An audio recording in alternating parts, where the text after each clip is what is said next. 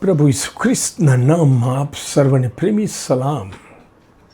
ગીત શાસ્ત્ર 110 એની પહેલી કલમ આપણે શીખવાની કોશિશ કરી રહ્યા છીએ કે જેમાં દાઉદ ભક્ત એક ભવિષ્યવાણી લખે છે. એમાં એ કહે છે કે પ્રભુએ એટલે કે યહોવાએ મારા પ્રભુને કહ્યું કે હું તારા શત્રુઓને તારું ઉપાસન કરું ત્યાં સુધી તું મારે જમણે હાથે બેસ.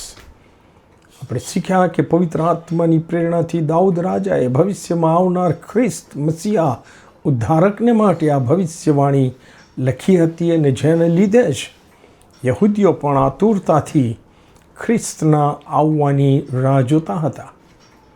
આ ગીતમાં એક બીજી બાબત પણ લખવામાં આવી છે કલમ 4 અને 2 કે ખ્રિસ્તને મલ્ખીસેદેકના ધારા પ્રમાણે સનાતન યાજક કહેવામાં આવ્યા છે.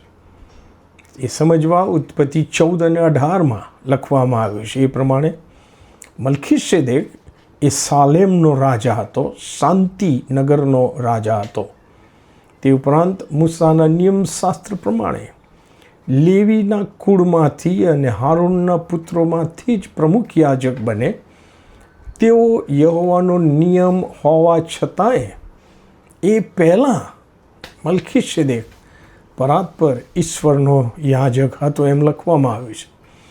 હવે ખ્રિસ્ત માટેની આ ભવિષ્યવાણી પણ ઈશ્વર પુત્ર ઈસુ ખ્રિસ્તમાં પૂર્ણ થાય છે કે એક પણ મલ્ખીસેદેકના ધારા પ્રમાણે સનાતન પ્રમુખ યાજક છે. ઈસુ ખ્રિસ્ત આપણે જાણીએ છીએ પ્રમાણે લેવી કુળના કે હારૂનના કુટુંબમાંથી આવ્યા નથી, પણ યહૂદાના કુળમાંથી અને દાઉદના વંશમાંથી આવ્યા. અને ઈસુ ખ્રિસ્તને પણ બાઇબલમાં શાંતિના સરદાર ધ પ્રિન્સ ઓફ પીસ તરીકે ઓળખવામાં આવે છે. પરાત્પર ઈશ્વરના યાજક અને પ્રમુખ યાજક તરીકે ઈસુ ખ્રિસ્તે પણ એક જ વાર અજોડ બલિદાન કરીને ઈશ્વર અને મનુષ્ય વચ્ચે જબરજસ્ત મધ્યસ્થી કરી છે. યાજકનું કામ જ મધ્યસ્થીનું હતું ઈશ્વર અને મનુષ્યોની વચ્ચે. 1 તિમોથી 2 અધ્યાય 4-6 લખવામાં આવ્યું છે કે સર્વ માણસો તાણ પામે અને તેમને સત્યનું સંપૂર્ણ જ્ઞાન પ્રાપ્ત થાય એવી ઈશ્વરની ઈચ્છા છે, કેમ કે ઈશ્વર એક જ છે અને ઈશ્વર તથા માણસોની વચ્ચે એક જ મધ્યસ્થ પણ છે, એટલે ખ્રિસ્ત ઈસુ પોતે માણસ જેમણે સર્વ માણસોના ઉદ્ધારને માટે પોતાનું સ્વાર્પણ કર્યું.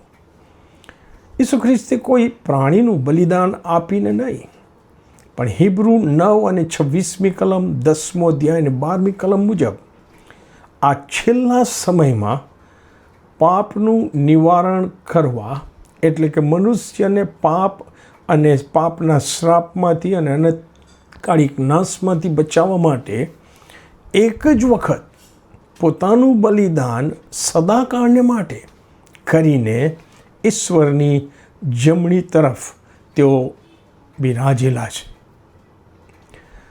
તેથી હિબ્રુ 5 અને 10 પણ ઈસુ ખ્રિસ્તને મેલ્ખીસેદેકના ધારા પ્રમાણે ઈશ્વરે પ્રમુખ યાજકનું નામ આપ્યું છે.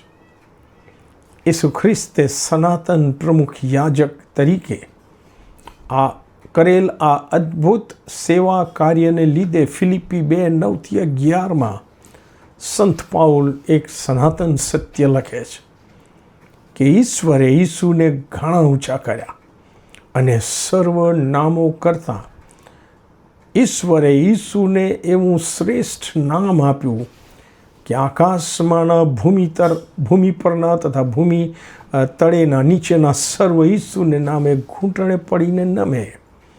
અને ઈશ્વર પિતાના મહિમાને અર્થે દરેક જીભ કબૂલ કરે કે ઈસુ ખ્રિસ્ત પ્રભુ છે. પ્રભુ ઈસુ ખ્રિસ્તના માટે આપણે પ્રભુનો આભાર માનીએ તેટલો ઓછો છે. આમેન.